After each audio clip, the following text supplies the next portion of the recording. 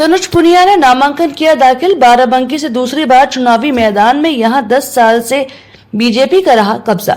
Barabanki Lok Sabha seat से India गठबंधन के उम्मीदवार तनुज पुनिया ने बुधवार को नामांकन दाखिल कर दिया। इस दौरान नवाबगंज विधानसभा से वर्तमान विधायक सुरेश यादव व पूर्व सांसद पीएल पुनिया मौजूद रहे। बाराबंकी में 5वें चरण में 20 मई को मतदान होगा। 2019 लोकसभा चुनाव हारने के बाद पार्टी ने एक बार फिर से तनुज पुनिया को प्रत्याशी बनाया है। बाराबंकी लोकसभा सीट बीते 10 सालों से बीजेपी के कब्जे में है। नामांकन दाखिल करने के बाद तनुज पुनिया ने बीजेपी पर जोरदार हमला किया। कहा कि भाजपा डराने धमकाने की राजनीति कर रही है। नामांकन करने बुलडोजर लेकर आती है, आम जनता को डरा रही है और हम संविधान को बचाने की लड़ाई लड़ रहे हैं। संविधान राज से चलेगा, बुलडोजर से नहीं चलेगा। तनुज पुनिया दूसरी बार चुनावी मैदान में है।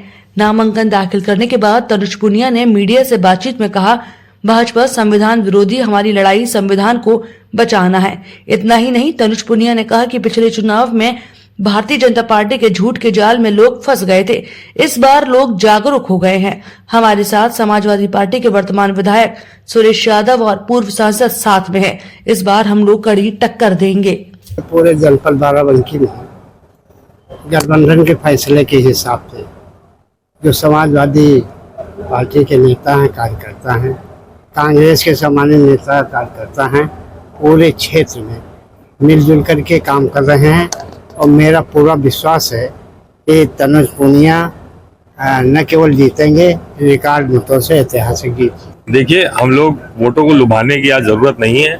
हमारे साथ जनता वैसे ही आई हुई है। हमारे जितना भी चुनाव है वो सब पब्लिक मिलकर लड़ रही है। हर बिरादरी, हर धर्म, हर जात का आदमी आज ये चुनाव लड़ रहा है, क्योंकि वो आज समझ गया है कि भारतीय जनता पार्टी अगर सत्ता में आ गई तो हमारा लोकतंत्र तो लगभग खत्म है। इस संविधान के ऊपर भी हमला लगातार किया जा रहा है, आरक्षण के ऊपर लगातार हमला किया जा रहा है और इस संविधान को बदलने की बात की जा रही है। और किसी भी हालत में हम लोग इन लोगों को सत्ता में नहीं रहने देंगे। इसकी संविधान की कसम है, ये हमारे देश की कसम है। हम लोग जो है लड़ाई लड़ेंगे और देश को बचाने का चुनाव है, संविधान को बचा के ही रहेंगे। ये क्यों लाए संविधान?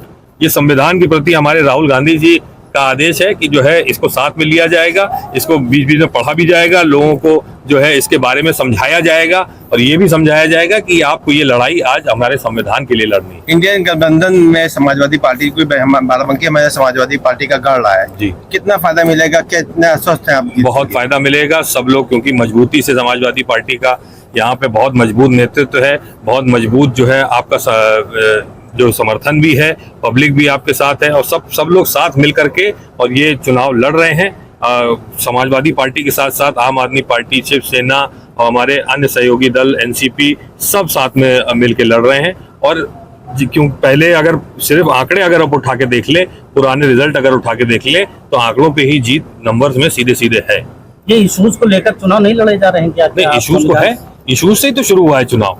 इश्यूज से शुरू हुआ है हमारा, किसान का कर्जा माफी शुरू हुआ है, किसान के हित के बारे में, रोजगार और बेरोजगारी के मुद्दा उठाया गया है। लेकिन अभी जो जिस तरह से भारतीय जनता पार्टी ने लगातार संविधान में हमला करना शुरू किया है, तो मजबूरी में हमें संविधान की बात कर रहे हैं आज आपके बीच में। 10 साल से बीजेपी यहाँ पे है, क्या काम बाकी रह गया जो आप करना चाहेंगे? सबसे पहले कुछ भी नहीं किया है भारतीय जनता पार्टी ने 10 साल में कुछ भी बड़ा काम नहीं किया है। वो बंकी का अंडरपास जो है वो पास हो गया था, लेकिन वो जो है बनाया नहीं। एक ओवर ब्रिज बनना है आपका बंकी में, एक ट्रॉमा सेंटर हमारा जो ताले में पड़ी है आज मशीनें, उसको संचालित कराना है। और भी बहुत सारे काम है, मेमो ट्रेन चालू करवाना है बाराबंकी से, आपका जो हैदरगढ़ में ओवर ब्रिज बनवाना है, हैदरगढ़ का जो आपका जो रेलवे स्टेशन, आदर्श रेलवे स्टेशन बनाया गया था, उसमें आज ट्रेनें रुकना बंद हो गई हैं, टिकट जो है उसमें बनना बंद हो गया है। फतेहपुर क्रॉसिंग जो है उसके ऊपर ओवरब्रिज बनने का वो सब है। बहुत सारे काम है, काम की तो लगी है। मेंथा को जो है न्यूनतम समर्थन मूल्य के अंतर्गत लाना है, ये सारे काम कराने हैं। दर्शन किए थे राम जी के? जी, दर्शन करके आए हैं। तो किस तरह से रहेगा, क्योंकि बीजेपी कहती है कि नहीं, जो राम को मानते हैं वो बीजेपी वाले मानते हैं, बाकी तो सब विरोधी हैं। वो राजनीति कर रहे हैं। हम जो है असली में पूजा पाठ करके निकले हैं, हम लोग तो मत्था रोज ही टेकते हैं।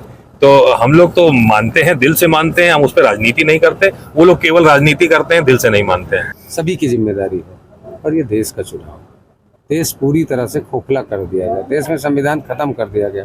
देश में नौकरी रोजगार मिलना बंद हो गया, देश की जायदाद बिकना शुरू हो गई। अब इसी मुद्दों पे तमाम आवाम हमारे साथ खड़ी है और जनता जान चुकी है कि देश के प्रधानमंत्री जो 10 साल से देश को चला रहे हैं वो देश के क्या कर रहे हैं, देश के साथ क्या कर रहे हैं, नौजवानों के साथ, व्यापारियों के साथ और किसानों के साथ, हमारे तमाम गरीबों के साथ क्या कर रहे हैं, देश की दशा दिशा क्या है, ये जनता जान चुकी है। और इन्हीं सब मुद्दों के लिए लेकर जनता के बीच हम लोग जा रहे हैं और जनता बहुत भरपूर समर्थन दे रही है। विधायक जी, कोविशील्ड को लेकर एक इशू चल रहा है, क्या? अब इलेक्ट्रल बॉन्ड में तो आपने देखा है कोविशील्ड वालों ने किसको चंदा दिया है, चंदा तो लिया है।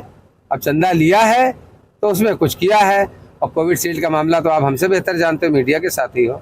नहीं, अखिलेश जी ने भी कुछ कहा है। अब अखिलेश जी तो हमारे शीर्ष के नेता है, वो जो कहेंगे तो हम उनसे बड़ा थोड़ी कुछ बोल सकते हैं। हाथ में लगवाया था कि नहीं? आप क्या कहते, लगवाए थे या नहीं लगवाए थे? बता दिया तो।